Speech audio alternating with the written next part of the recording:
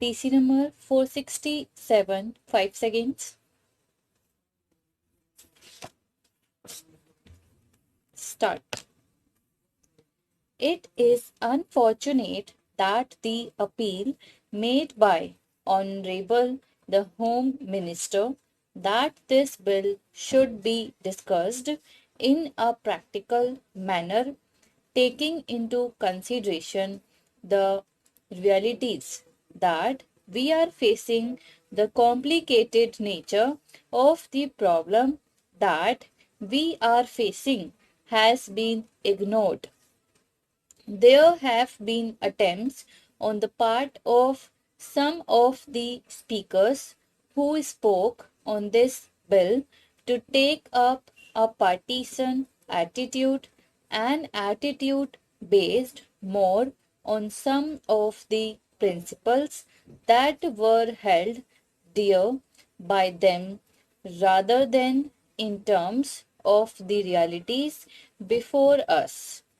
There is no use ignoring the fact that the desire of our constitution makers was that within 15 years since 26 January 1950, when the constitution came into force, India would be in a position to solve the problem of official language in various parts of the country.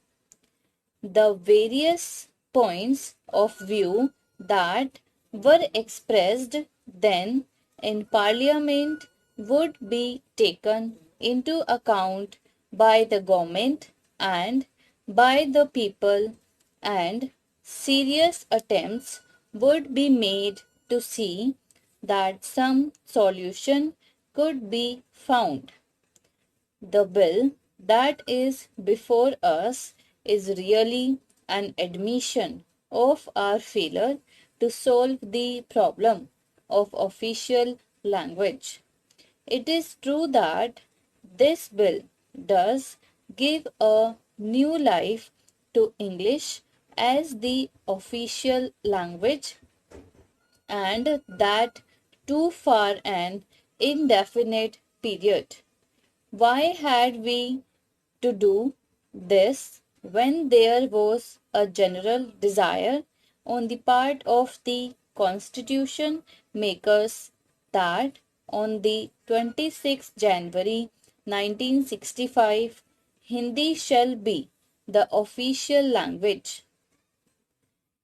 It was the wish of the constitution makers that on the 26th January 1965 Hindi should be the official language, and that wish of the constitution makers has not been fulfilled because of the fact that we are not able to make full use of the 15 years that were available to us in order to find out an acceptable solution to the problem of the official language.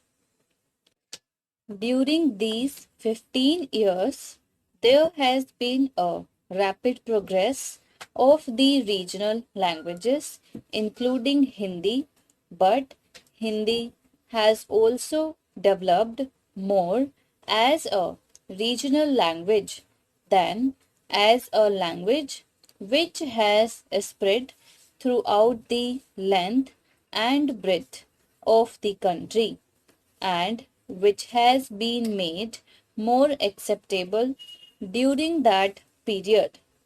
We have to find out the reasons why it was not possible within the last 15 years to make Hindi a language acceptable to all parts of the country. Where exactly have we failed? What exactly are the reasons which have been responsible for the failure on the part both of the government and the people. This question is not something which was ignored by the country. Time and again, this question had come up for active consideration at the highest level.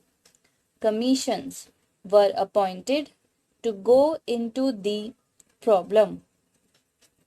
A parliamentary committee was appointed to go into this problem, and in the innumerable discussions, seminars, meetings, and discussions, this question had come before the country. The various political parties had offered their own solutions and had advocated certain steps which ought to be taken in order to see that language became a cementing force rather than a dividing force in our country. My own party has, on more than one occasion, made some concrete suggestions in this matter. It was suggested that there ought to be language institutes in all the principal cities of India, wherein the various languages in the country could be studied, and attempts might be made to find out how the form and shape of Hindi could be changed so that it became an acceptable language throughout the country. It was also suggested that there ought to be continuous exchange of students from one part of the country to another, especially with a view to finding out how the language problem could be solved by actual trial and error. It was suggested by us long ago that in the various universities in the country, more than one Indian language should be taught so that again a commenting force could be built up, and ultimately we may be in a position to find out how Hindi could be made a language acceptable throughout the length and breadth of the country. In spite of these various suggestions, in spite of these various discussions, unfortunately, neither the government nor the people of this country have succeeded in finding out a solution of this very thorny problem. As long as we have not been able to find out a solution of this problem, it would be unwise to impose any language as an official language throughout the length and breadth of the country. It is not just a question of political arithmetic that there are other considerations involved.